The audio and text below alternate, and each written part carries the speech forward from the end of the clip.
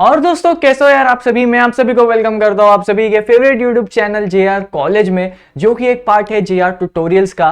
दोस्तों मेरा नाम है गौरव मुंद्रा और मैं कॉमर्स के बच्चों को जो 11th एंड 12th में है खासकर उनको मैं दोस्तों एसपी एंड इकोनॉमिक्स पढ़ाता हूं। तो दोस्तों कैसे हो यार सारे। और ये जो लेक्चर है ना आप यहाँ देख सकते हो 12th क्लास के बच्चों के लिए है, और उसमें भी जिसने एसपी का सब्जेक्ट जो है ये लिया हुआ है। तो दोस्तों ये आज हमारा लेक्चर नंबर 7 चल रहा है और अब तक की जो जर्नी थी हमारी एसपी के लिए वो भी सेकंड लेसन की। एक बार प्लीज आप लोग मुझे कमेंट सेक्शन में बताना कि सर ये जो 6 लेक्चर थे बहुत बढ़िया गए, सब कुछ समझ में आया। हमने बहुत लोगों से सुना है second lesson is the most important lesson, exam में ये 10 से 15 मार्क का मिनिमम आता है हर बार। तो हमसे पढ़ के कैसा लगा एक बार प्लीज कमेंट सेक्शन में बताना।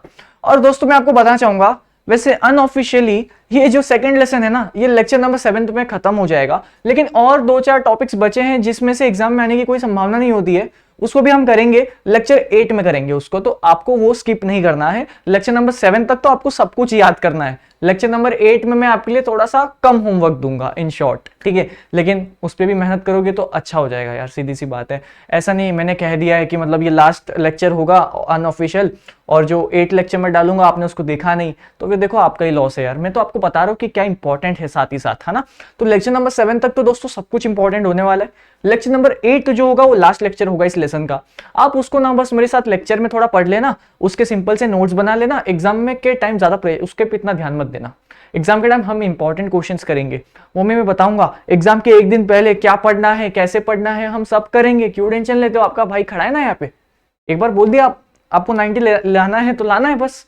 आप लोग अपनी सिर्फ और सिर्फ मेहनत चालू रखो दोस्तों। आप अपने हैंड रिटन नोट्स बनाओ, आप बस हमारे लेक्चर टाइम टू टाइम देखो, दोस्तों के साथ शेयर कर दो, बस इतना काफी है हमारे लिए, ठीक है। बाकी लाइक शेयर सब्सक्राइब कर देना भाइयों। मेरा नाम वैसे गौरव मुंद्रा है अगर किसी को पता नहीं, और ये मेरा इंस्टाग्राम आईडी है गोल्डी मुंद्रा _ तो अगर कोई बच्चा है यार जो मेरे से बातचीत करना चाहता है, कुछ डाउट से बेचारे के, मेरे भाई मेरे प्यारे दोस्त मेरी प्यारी बहन, आप यहाँ पे मुझे टेक्स्ट कर सकते हो। ऑल क्लियर, सारे डाउट्स एकदम बढ़िया। लेक्चर नंबर 7 को स्टार्ट करिए भाई। पता है क्या मैं आजू बाजू क्यों देख रहा हूँ, अरे एक क्या बोलते हैं उसको यार, मक्खी जो है ना ऐसे गोल गोल घूम रही है अब से। चलो ठीक है कोई बात नहीं, उसको घूमने दो, उसकी ऐश है। हम देखो कमरे में बंद है लेकिन कोई बात नहीं। एक्सेप्टेंस ऑफ डिपॉजिट्स देखो यार दोस्तों, ये टॉपिक पे आने से पहले आई होप आपको शेयर्स क्या होता है पता है, इक्विटी क्या होता है पता है, प्रेफरेंस पता है, डिबेंचर्स पता है, रिटेन्ड अर्निंग्स पता है यार। उसके बाद ही इस लेक्चर पे आना, वरना आपको कुछ नहीं समझेगा। क्योंकि दोस्तों अगर आपको डिबेंचर समझ गया ना तो आप डिपॉजिट भी खुद से कर सकते हो, लेकिन मैं आपको करवाऊंगा। चलो आज के टॉपिक्स बहुत सिंपल है और बहुत इंटरेस्टिंग सा है, तो मतलब पूरा फोकस यहां पे रखना, मजा आएगा। दोस्तों कभी ऐसा सुना है क्या, आपके पेरेंट्स या शायद आपके ग्रैंड पेरेंट्स या आज के लोग भी पता है क्या करते हैं, बैंक में ना फिक्स्ड डिपॉजिट खुलवाते हैं। मतलब कि कैसा होता है, ये बैंक में कुछ पैसे जमा करवा देते हैं, वो उन पैसों को छेड़ते भी नहीं है, और वो पैसे पता है कितने साल के लिए जमाते हैं, जितनी आपकी इच्छा, जैसे 5 इयर्स 10 इयर्स तक बैंक जो है ये पैसे का ध्यान रखेगी। और जैसे 10 इयर्स हो जाएंगे, बैंक जैसे समझिए आपने पूरे 1 लाख रुपए डाले थे, वो भी पूरे कितने 10 साल के लिए। 2010 में मैंने दोस्तों पता है कितना 1 लाख रुपए डाले थे 10 साल के लिए। और जब दोस्तों जब कोरोना हो गया था, मतलब जब चालू था कोरोना, तो मेरे को ये 1 लाख का पता है कितना मिला, 2 लाख रुपए। इसको कहते हैं फिक्स्ड डिपॉजिट। ये शायद आपके पेरेंट्स ने डाला होगा, ये शायद आपके ग्रैंड पेरेंट्स, ये शायद आज के लोग भी आप में किसी ने डाला हो सकता है, नो डाउट, ठीक है।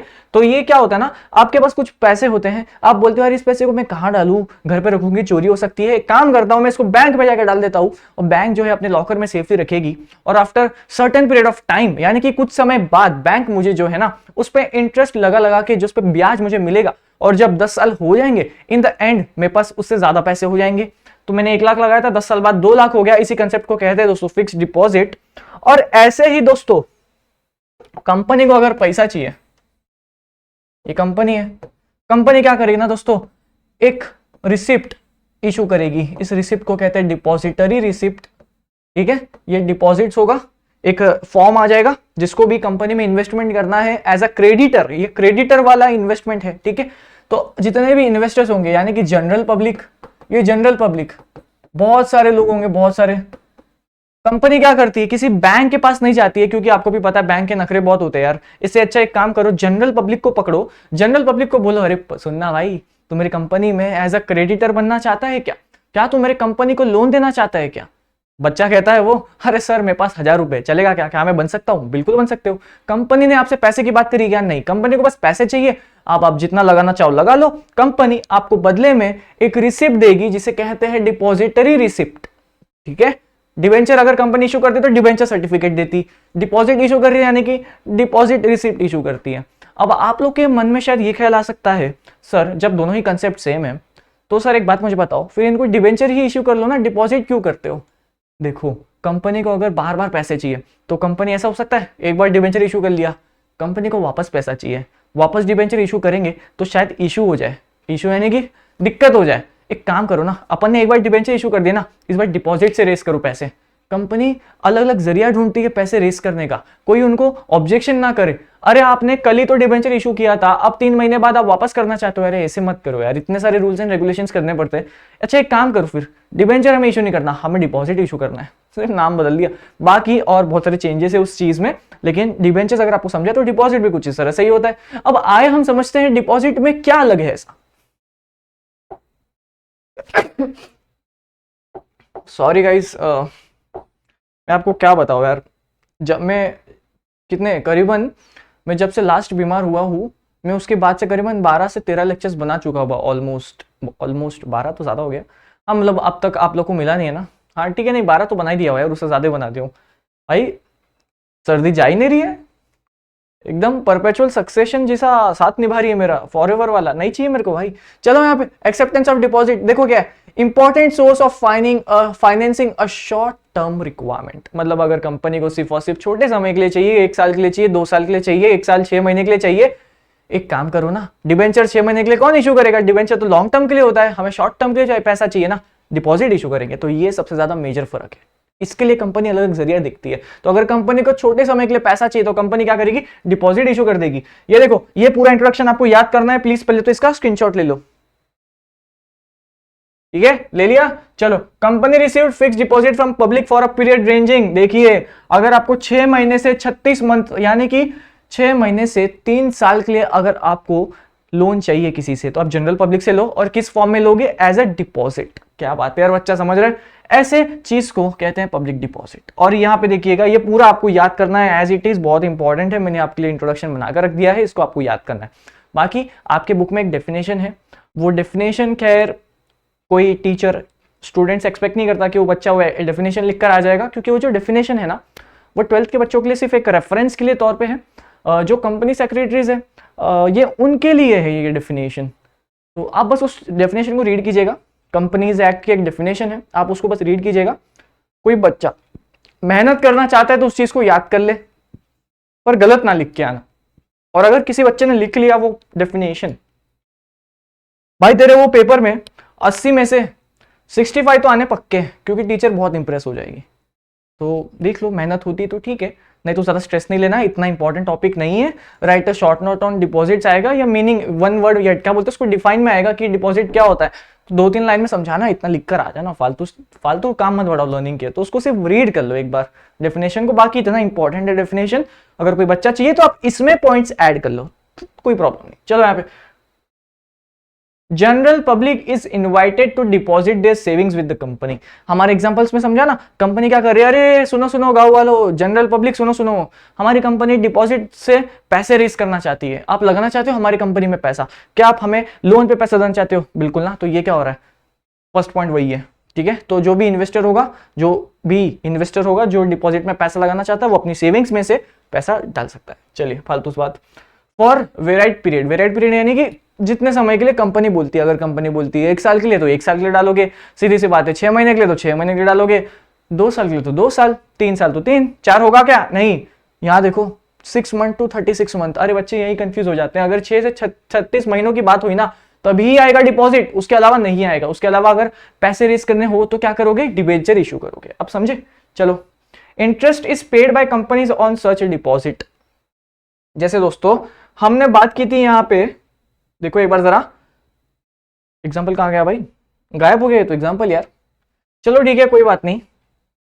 जैसे दोस्तों हमने कितने पैसे लगाए थे? 1 लाख। वो 1 लाख कितना हो गया था? 2 लाख। ये 2 लाख क्या अपने आप हो गया क्या?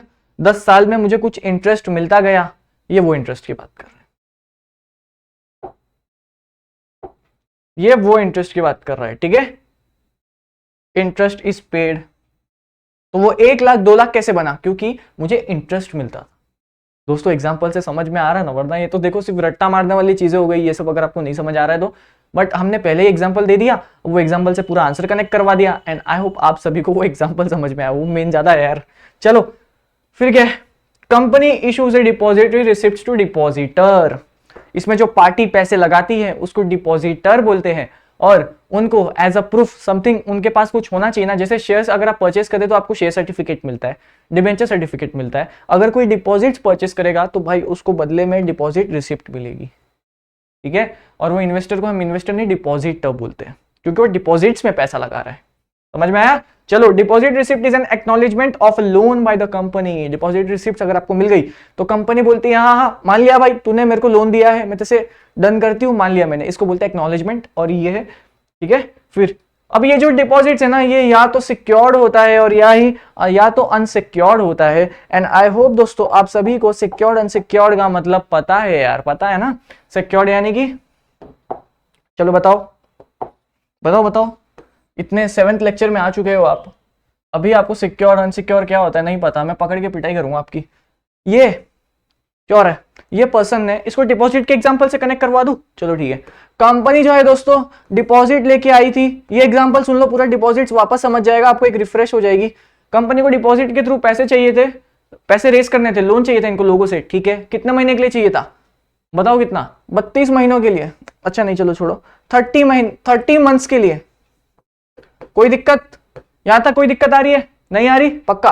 अब ये जो डिपॉजिटर है, डिपॉजिटर यानी कि जो पैसे लगाता है उसको डिपॉजिटर बोलते हैं, और समझने के लिए आप इसे इन्वेस्टर भी कह सकते हो, बट डिपॉजिटर इसका सही वर्ड है।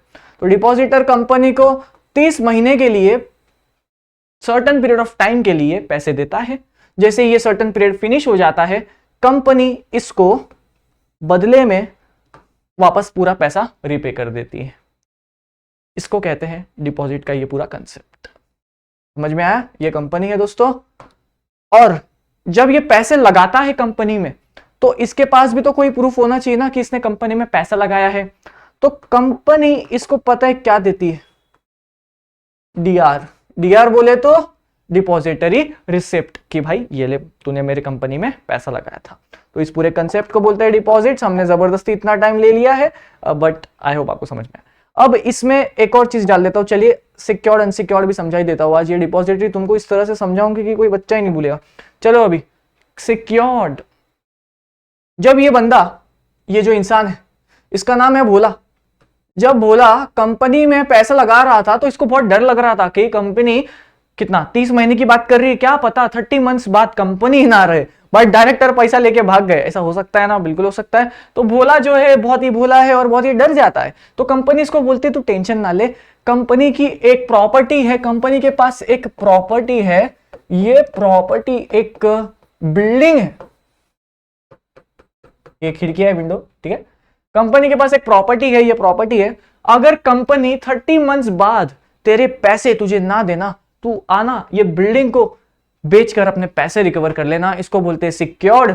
और अगर वो आकर बिल्डिंग नहीं बेच पाता, यानी कि कंपनी ने उसको कोई अश्योरेंस नहीं दी, अगर 30 महीने बाद तेरे साथ कुछ गलत हो जाता है तो आई एम वेरी सॉरी बाबू, ऐसा बोल के निकल जाता है, तो समझ जाना वो अनसिक्योर्ड था, ठीक है। समझ में आया, ये हम रिफ्रेश कर रहे हैं भाई, जो अपने रिवीजन कर रहे हैं एक तरह से ये पूरे टॉपिक्स को, क्योंकि हमने स्टार्ट में समझ लिया था सिक्योर्ड क्या होता है, अनसिक्योर्ड क्या होता है। लेक्चर नंबर 6 अगर किसी बच्चे को याद है तो सिक्योरिटी वाला topic, floating charge, fluctuating charge, है ना, तो ये वही है सिक्योर्ड अनसिक्योर्ड। चलिए ठीक है, अब हम चलते हैं अगले टॉपिक पे। जैसे डिपॉजिट खत्म होता है, बॉन्ड भी कुछ इस तरह का ही है, बॉन्ड डिपॉजिट से थोड़ा सा ज्यादा इंपॉर्टेंट है। ये एग्जाम में, प्रीलिम्स के एग्जाम में आया था 4 मार्क के लिए, और मैं लिख नहीं पाया था, मुझे आज भी याद है। तो प्रीलिम्स में पता मुझे कितने मिले थे दोस्तों, मेरे मार्क्स बताओ, मेरे को याद है, मतलब परसेंटेज, मेरे को प्रीलिम्स में ना इतना मिला था भाई, पढ़ा नहीं था यार, यही तो गलती कर दी थी। तो मतलब जितने कंसेप्ट्स आते थे उतना ही आते थे, और पढ़ा नहीं था। थोड़ा बहुत एग्जाम के टाइम तो हर कोई पढ़ता है, तो बस उतना ही पढ़ा था, और 1 हफ्ता पहले थोड़ा पढ़ना स्टार्ट किया, बोला भाई अब पढ़ना पड़ेगा, अब दिक्कत हो जाएगी नहीं तो, तो तुम मेरी जैसी गलती मत करना यार। चलो मैं आगे बॉन्ड पे चले अभी। चलो भाई, बॉन्ड क्या है? ये एक डेट सिक्योरिटी। पहले तुम इसका ना स्क्रीनशॉट ले लो भाई, ये पूरे इंट्रोडक्शन मुझे एज इट इज चाहिए एग्जाम में अगर बॉन्ड आता है तो। और अगर कोई बच्चा ज्यादा मार्क्स चाहता है इंट्रोडक्शन में तो प्लीज दोस्त इसके एक दो पॉइंट्स और एक्सटेंड कर देना अपनी हैंड रिटन एसपी के नोटबुक में जो आप बना रहे हो। ठीक है, बना रहे हो ना भाई? हाँ, मैं मान रहा हूँ कि आप बना रहे हो। चलो, is a debt security formal contract to repay borrowed money with interest. दोस्तों, बॉन्ड समझाने की भी जरूरत नहीं है, इसको सही बताओ ना। ये एकदम डिपॉजिट और डिबेंचर जैसा ही है। कंपनी को लोन चाहिए, कंपनी, ये आम आदमी, कंपनी इस बार किस वे में लोन ले रही है? बॉन्ड के फॉर्म में। तो अगर जो भी लोन देना चाहता है वो ये बॉन्ड खरीद लेगा और कुछ साल बाद कंपनी ये बॉन्ड की रिपेमेंट कर देगी। अरे यही चलता है पूरे कंसेप्ट में, समझ में आ रहा है? बस नाम बदल दिया, सर्टेन पीरियड ऑफ टाइम है, जैसे शॉर्ट पीरियड के लिए है तो डिपॉजिट, लॉन्ग पीरियड के लिए तो डिबेंचर्स। और अब देखते हैं बॉन्ड का। बॉन्ड भी एक जरिया है, आप इससे शॉर्ट टर्म भी करते हो, लॉन्ग टर्म भी करते हो, नथिंग एल्स। आसान, समझ में आया? चलो भाई आगे। फॉर्मल कॉन्ट्रैक्ट है कि भाई मैं तुझे ना कुछ समय बाद पैसे तेरे को लौटा दूंगा, इसको रिपेमेंट कहते हैं, repayment of a borrowed money with interest के साथ दूंगा। इंटरेस्ट के साथ, ऐसे नहीं कि 500 लिया था 500 दे दिया, नहीं नहीं, 500 लिया था तो 1000 दूंगा इंटरेस्ट के साथ। ये एक लोन है। और होल्डर ऑफ अ बॉन्ड, क्या बोल रहा हूं मैं, holder of a bond is a lender to the institution. ठीक है, इसको क्रेडिटर बोलते हैं, ऑब्वियस सा बात है, लोन दे रहा है तो हम उसको क्रेडिटर ही बोलेंगे, ओनर तो है नहीं है। And get a fixed return, इसको हर महीने हर साल फिक्स्ड रिटर्न मिलती है। ठीक है, समझ में आ रहा है? समझ में आ रहा है ना? पक्का आ रहा है ना? क्योंकि ये तो सबसे इजी टॉपिक है। मतलब डर लगता है ऐसा, तुम लोग ऐसा देखते हो मेरे को तो ऐसा डर लगता है। चलिए आगे। All bonds have a maturity date. जैसे हमने बात करी थी दोस्तों, मैच्योरिटी डेट होती है यार, मतलब कि ये जो बॉन्ड की टाइम पीरियड है सर्टन है, सर्टन यानी कि फिक्स्ड हो रखी है, यानी कि 3 साल के लिए है, 5 साल के लिए, 10 साल के लिए, जितना कंपनी चाहे उतना। ठीक है, चलो। And is paid in cash at a certain date in future, मतलब जैसे ही 3 साल कंप्लीट हो गए ना तब तो पेमेंट करनी पड़ेगी। बस ये उसकी बात कर रहा है। अरे यार, ये ऐसा लग रहा है हम बस बार बार टॉपिक को रिवाइज करते जा रहे हैं अलग अलग फॉर्म में। समझ सकता हो तुम भी, लेकिन कंफ्यूज नहीं होना है, इसलिए मैं कहता हूं इन कुछ चीजों को ना याद करना पड़ता है, और याद हो जाएगा तो फिर आप कंफ्यूज ही नहीं हो पाओगे, वैसा हो जाता है। चलिए, अभी बॉन्ड का ये इंपॉर्टेंट इसके लिए है क्योंकि इसमें ना फीचर्स है, और जहां फीचर्स आ जाता है ना वो वाले पॉइंट्स इंपॉर्टेंट अपने आप ही है। Features, nature of a finance. देखो, अगर किसी को और ज्यादा लॉन्गर पीरियड के लिए लोन चाहिए, यानी कि अगर कोई बच्चा अपनी कंपनी में खोलना चाहता है, उसको 50 साल के लिए लोन चाहिए, अरे देखो ना बैंक वाले भगा देंगे। पता है बैंक वाला क्या बोलेगा? चल लोन चाहिए, मिल जाएगा। कितने साल के लिए चाहिए? 1 साल, 2 साल, 3 साल, 5 साल, कितना? आप उसको बोलोगे ना 50, वो बोलेगा देखो सर मजाक मत करो, 50 साल की गारंटी, हमें ये नहीं पता हमारा बैंक तभी रहेगा या नहीं, आप 50 साल का लोन ले रहे हो, सॉरी सर इतना बड़ा लोन नहीं दे सकते हम। तो कंपनी को अगर 50 साल का लोन चाहिए हो तो किसके पास आएंगे? वो लोग, कंपनी जो है बॉन्ड इशू करेगी मार्केट में। ये इसका फायदा, लॉन्गर पीरियड ऑफ टाइम, 5 साल, 10 साल, 25 साल, 50 साल, अगर इतना बड़ा आपको लोन चाहिए इतने साल तक का, तो प्लीज आप बॉन्ड इशू करके पैसे रेस कीजिए। Very good. Status of a bond holder, obvious सा बात है क्रेडिटर है ये कंपनी के, क्योंकि ये लोग जो लोग होते हैं ना ये कंपनी को लोन प्रोवाइड कर रहे हैं। ठीक है, अब लोन प्रोवाइड कर रहे हैं, क्रेडिटर है। वोटिंग राइट्स क्या इनके पास होगी? बच्चा करे सर बिल्कुल नहीं होगी, क्योंकि कंपनी में जब कोई डिसीजन लेना होता है, स्पेशल रेजोल्यूशन, ऑर्डिनरी रेजोल्यूशन, तब सिर्फ और सिर्फ इक्विटी शेयर होल्डर्स के पास ही होता है। तो सर इनके पास कोई भी वोटिंग राइट्स नहीं है। वेरी गुड, क्या बात है बच्चा, एकदम तैयारी में है। रिटर्न ऑन बॉन्ड्स, यार बदले में ये मैंने बॉन्ड में पैसे लगाए तो बदले में मुझे क्या मिलेगा? फिक्स्ड रेट ऑफ इंटरेस्ट, जो कंपनी और परचेजर के बीच में जो डिपॉजिटर, नहीं डिपॉजिटर तो किसमें है? डिपॉजिट के इसमें है, बॉन्ड की बात चल रही है। कंफ्यूज कर दिया ना? देखो ऐसे कंफ्यूज नहीं होना है। Gets a fixed rate of interest, जो भी इन्वेस्टर है उस इन्वेस्टर को फिक्स्ड रेट ऑफ इंटरेस्ट, जब वो इन्वेस्ट करेगा तो उसके सामने एक डॉक्यूमेंट आएगा कि आप कौन से कंपनी में लगा रहे हो, कितने साल के लिए लगा रहे हो। वो जो डॉक्यूमेंट होती है ना, रीड एंड नेक्स्ट करो, तो वो रीड करना पड़ता है डॉक्यूमेंट को, ये उसकी बात यहाँ पे होती है। ठीक है, तो वहां पे लिखा रहता है कि आप अगर इस बॉन्ड में पैसे लगाओगे तो कितना इंटरेस्ट आपको मिलेगा, तो लिखा रहता है। 3 साल के लिए है 30% मिलेगा। 30% तो भाई पहले खरीद लेना, तुम इतना आता नहीं कभी भी, सच बताओ ना, तो 4% होता है, 5-6%, ज्यादा से ज्यादा 7-8 होएगा, 30 होएगा तो मतलब खत्म हो जाएगा फिर अगले। ठीक है, चलो रीपेमेंट, इसकी रीपेमेंट कब होगी? स्पेसिफिक मैच्योरिटी डेट पे। अगर 3 साल का बॉन्ड है तो कितने, इसकी मैच्योरिटी डेट क्या होगी? 3 साल। 5 साल का बॉन्ड था, कितने साल की इसकी मैच्योरिटी होगी? 5 साल। कैसा बात कर रहा है सर ये? आपको ये लिखकर आना है, ये 4 पॉइंट्स जो है अभी के अभी याद करो लेक्चर देखते देखते, क्योंकि ईजी है बहुत ज्यादा। चलो दोस्तों, बॉन्ड्स हमारा कंप्लीट होता है, डिपॉजिट्स हमारा कंप्लीट होता है, और आज का ये एक आखिरी टॉपिक जो शायद आप सीख कर आए हो या शायद पहली बार सीख रहे हो, पता नहीं, चलिए दिखते हैं। दोस्तों देखो यार, मेरी अब आपको इंट्रोडक्शन सुनना है। आपका आज का होमवर्क है इस पूरे लेक्चर के लिए। अमेरिकन डिपॉजिटरी रिसिप्ट्स में आपको करीबन मिनिमम 6 पॉइंट्स बनाने हैं जो आप याद कर सको। 1 लाइनर्स चलेगा, कोई प्रॉब्लम नहीं। 5 से 6 लाइन के पॉइंट्स आपको बनाने हैं, आपको उसको याद करना है। एग्जाम में राइट अ शॉर्ट नोट अगर एडीआर पे आ जाता है या जीडीआर पे आ जाता है, तब वो आपके नोट्स आपको काम आएंगे। जो पॉइंट्स आपको इजी लगते हैं बनाओ। स्टार्टिंग में कुछ पॉइंट्स को खाने की कोशिश करो, जैसे आपके टेक्स्ट बुक में भी बहुत अच्छी तरह से खाया है, जैसे मैं बताता हूँ। खाया यानी कि पॉइंट्स को बढ़ाया है। जैसे कि दोस्तों, अगर अपने देश में अगर हम कंपनीज को लिस्ट करने की बात करते हैं तो सेबी की बात आती है, और सेबी वो चेक करती है कि कंपनी जो लिस्टेड है सब अच्छे से काम कर रही है या नहीं। अगर कोई भी कंपनी को अपने आप को लिस्ट कराना होता है तो वो या तो अपना एनएससी पे जाकर लिस्ट करा सकते हैं या बीएसई पे जाकर लिस्ट करा सकते हैं। एनएससी और बीएसई का फुल फॉर्म आई होप आप सभी को पता है। बीएसई बोले तो बॉम्बे स्टॉक एक्सचेंज, एनएससी का फुल फॉर्म आप सर्च करोगे और कमेंट सेक्शन में लिख कर बताओगे। ये आपका छोटा सा होमवर्क, साथ ही साथ और होमवर्क आपका एड ऑन करते जा रहा हूं। तो ऐसे ही दोस्तों, अपने इंडिया में 2 स्टॉक एक्सचेंज है जो रिकॉग्नाइज है, और भी बहुत सारे स्टॉक एक्सचेंजेस है, ठीक है, लेकिन जो मैं 2 मोस्ट फेमस जो रिकॉग्नाइज है, जिनकी सबसे ज्यादा वर्ल्ड वाइड ट्रेडिंग होती है अपने इंडिया में, और पूरे देश में भी होती है, बाकी जगह पे भी, पर इंडिया में सबसे ज्यादा 2 फेमस स्टॉक एक्सचेंज, तो वो है दोस्तों एनएससी और बीएसई। तो ये जो है इंडिया के 2 मेन है। लेकिन अपने सिर्फ इंडिया में ही स्टॉक एक्सचेंजेस है क्या? बाहर शेयर मार्केट नहीं होता क्या?